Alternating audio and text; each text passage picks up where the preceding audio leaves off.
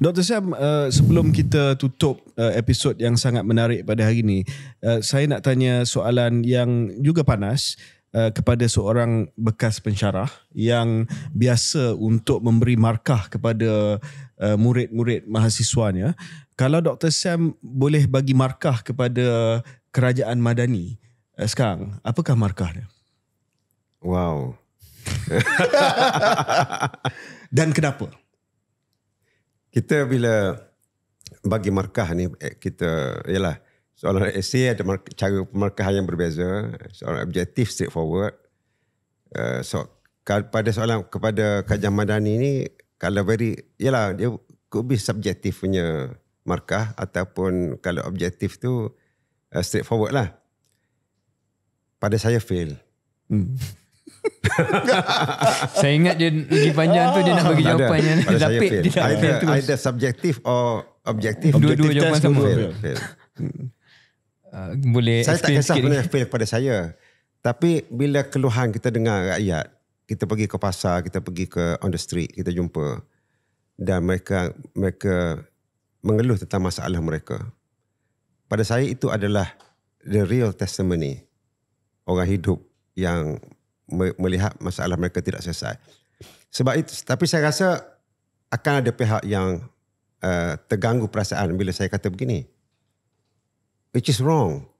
Kita sebagai orang-orang yang berada dalam parti politik ni, kepimpinan lah utamanya. Jangan tengok orang bawah. Kita sebagai pemimpin hendaklah berjiwa dengan lebih besar.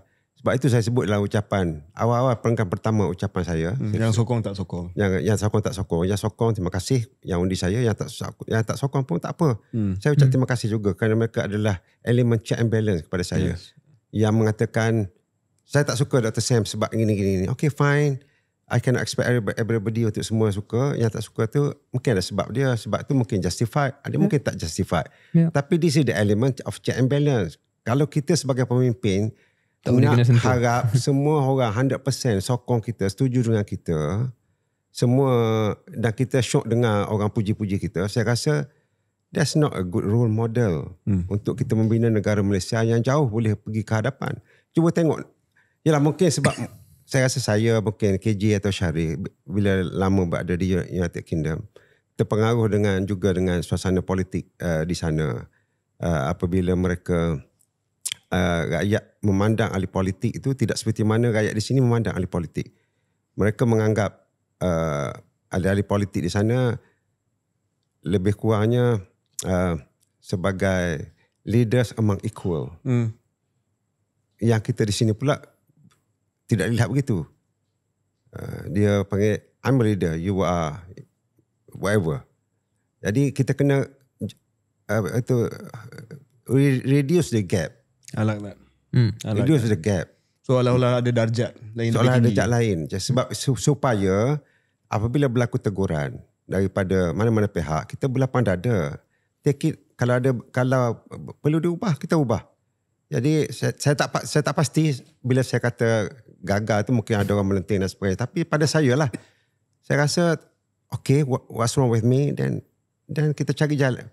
Orang yang berkenaan tu haruslah berfikir, sit down. You sit down, call everybody, look at, you trash out apa masalah, apa lagi nak perlu dipertingkatkan. Sebab itulah saya sebut dalam ucapan saya di Parlimen, dan saya juga sebut dalam ucapan sempena Hari Raya Madani di depan Perdana Menteri dan beberapa orang menteri kabinet yang turut hadir. Saya kata krisis dalam negara kita ni banyak, berbagai. Kalau kerajaan tak boleh nak selesai semua perkara, mungkin sampai masa untuk kita berfikir along the non-partisan line.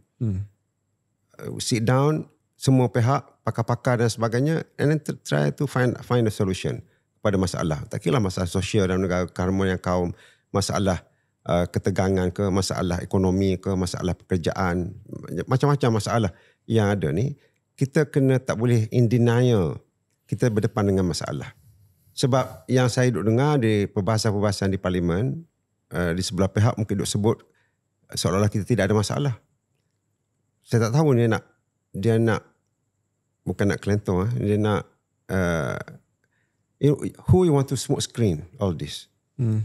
Rakyat they are the real people yang berdepan dengan situasi ini. Jadi sebagai kerajaan, sebagai pemimpin pada kerajaan, tak kira daripada pihak mana sekalipun, hendaklah berlapang dada dengan teguran, dengan kritikan. Kalau tidak, baik tak payah jadi pemimpin. Kalau boleh soalan yang sensitif sikit Dr. Sam. Semangat yang Dr. Sam katakan ni, jangan kita mendewakan pemimpin, jangan kita pemimpin kena terbuka pada kritikan. Adakah benda tu wujud dalam PAS? Pada saya wujud. Dan kritikan yang diberi oleh, ialah pandangan-pandangan yang sangat berbeza dalam mesyuarat itu sangat biasa. Sangat biasa dan tidak dianggap ini golongan mana pun, tidak. Cuma bila dah buat keputusan, we go along that keputusan lah. Begitu. Saya juga nak tanya. Dan tidak mudah sebenarnya, saya faham. Tidak mudah kita, mungkin perkara yang paling sukar bagi seorang pemimpin adalah untuk mendengar kritikan. Sebab kritikan tu mungkin betul, mungkin tak betul. Ditambah lagi pemimpin selalu berfikir, saya tahu banyak perkara berbanding dengan orang yang mengkritik. Tapi it doesn't matter. Kalau betul, kita ubah, kita perbaiki. Kalau tidak betul, then forget about it.